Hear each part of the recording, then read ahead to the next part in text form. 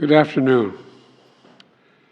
You know, there are moments in this life, and I mean this literally, when the pure, unadulterated evil is unleashed on this world. The people of Israel lived through one such moment this weekend. The bloody hands of the terrorist organization Hamas, a group whose stated purpose for being is to kill Jews. This was an act of sheer evil. More than 1,000 civilians slaughtered, not just killed, slaughtered in Israel. Among them, at least 14 American citizens killed. Parents butchered using their bodies to try to protect their children. Stomach-turning reports of babies being killed. Entire families slain. Young people massacred while attending a musical festival to celebrate peace. Women raped, assaulted, paraded as trophies. Families hid their fear for hours and hours, desperately trying to keep their children quiet to avoid drawing attention. And thousands of wounded, alive but carrying with them the bullet holes and the shrapnel wounds and the memory of what they endured. You all know these traumas never go away. There's still so many families desperately waiting to hear the fate of their loved ones, not knowing if they're alive or dead or hostages. Infants in their mother's arms, grandparents in wheelchairs, Holocaust survivors abducted and held hostage. Hostages whom Hamas has now threatened to execute in violation of every code of human morality. It's abhorrent. The brutality of Hamas, these bloodthirstiness brings to mind the worst rampages of ISIS. This is terrorism. But sadly, for the Jewish people, it's not new. This attack has brought to the surface painful memories and the scars left by a millennia of anti-Semitism and genocide of the Jewish people. So in this moment, we must be crystal clear. We stand with Israel. We stand with Israel. And we will make sure Israel has what it needs to take care of its citizens, defend itself, and respond to this attack. There's no justification for terrorism. There's no excuse. Hamas does not stand for the Palestinian people's right to dignity and self-determination. Its stated purpose is the annihilation of the state of Israel and the murder of Jewish people. They use Palestinian civilians as human shields. Hamas offers nothing but terror and bloodshed with no regard to who pays the price. The loss of innocent life is heartbreaking. Like every nation in the world, Israel has the right to respond, indeed has a duty to respond to these vicious attacks. I just got off the phone with a third call with Prime Minister Netanyahu, and I told him, the United States experience what Israel is experiencing, our response will be swift, decisive, and overwhelming. We also discussed how democracies like Israel and the United States are stronger and more secure when we act according to the rule of law. Terrorists purposely target civilians, kill them. We uphold the laws of war, the law of war. It matters. There's a difference. Today, Americans across the country are praying for all those families that have been ripped apart. A lot of us know how it feels. It leaves a black hole in your chest when you lose family. Feeling like you're being sucked in. The anger, the pain, the sense of hopelessness. This is what they mean by a human tragedy, an atrocity on an appalling scale.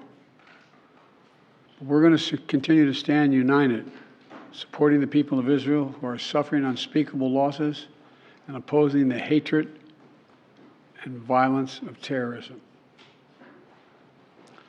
My team has been in near constant communication with our Israeli partners and partners all across the region and the world from the moment this crisis began. We're surging additional military assistance, including ammunition and interceptors, to replenish Iron Dome. We're going to make sure that Israel does not run out of these critical assets to defend its cities and its citizens. My administration has consulted closely with Congress throughout this crisis.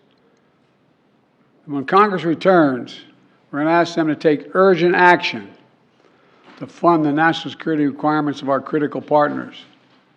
This is not about party or politics. This is about the security of our world, the security of the United States of America. We now know that American citizens are among those being held by Hamas. I've directed my team to share intelligence and deploy additional experts from across the United States government to consult with and advise Israeli counterparts on hostage recovery efforts. Because as president, I have no higher priority than the safety of Americans being held hostage around the world. The United States has also enhanced our military force posture in the region to strengthen our deterrence. The Department of Defense has moved the USS Gerald R. Ford Carrier Strike Group to the Eastern Mediterranean and bolstered our fighter aircraft presence. And we stand ready to move in additional assets as needed. Let me say again, to any country, any organization, anyone thinking of taking advantage of this situation, I have one word: don't. Don't. Our hearts may be broken, but our resolve is clear. Yesterday, I also spoke with the leaders of France, Germany, Italy, and UK to discuss the latest developments with our European allies and coordinate our united response. This comes on top of days of steady engagement with partners across the region. We're also taking steps at home. In cities across the United States of America, police departments have stepped up security around centers of Jewish life. The Department of Homeland Security and the Federal Bureau of Investigation are working closely with state and local law enforcement and Jewish community partners to identify and disrupt any domestic threat that could emerge in connection with these horrific attacks. This is a moment for the United States to come together, to grieve with those who are mourning. Let's be real clear. There is no place for hate in America. Not against Jews, not against Muslims, not against anybody. We reject. What we reject is terrorism. We condemn the indiscriminate evil, just as we've always done. That's what America stands for. You know, just over 50 years ago, I was thinking about it this morning, talking to the Secretary of State, the Vice President in my office. Over 50 years ago, as a young senator, I visited Israel for the first time as a newly elected senator. And I had a long, long trip, a meeting with Golda Meir in her office just before the Yom Kippur War. And I guess she could see the consternation on my face as she described what was being faced. They were facing. We walked outside in that sort of hallway outside her office to have some photos. She looked at me all of a sudden and said, "Would you like to have a photograph?" And so I got up and followed her out. We were standing there silent, looking at the press. She could tell, I guess, I was concerned. She leaned over and whispered to me, she said, "Don't worry, Senator Biden. We have a secret rep in here in Israel." My word is what she said.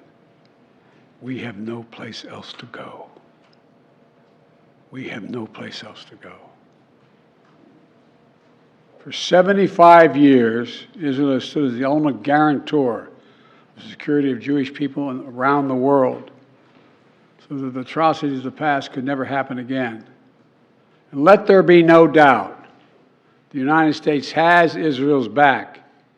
We will make sure the Jewish and democratic state of Israel can defend itself today, tomorrow, as we always have. It's as simple as that.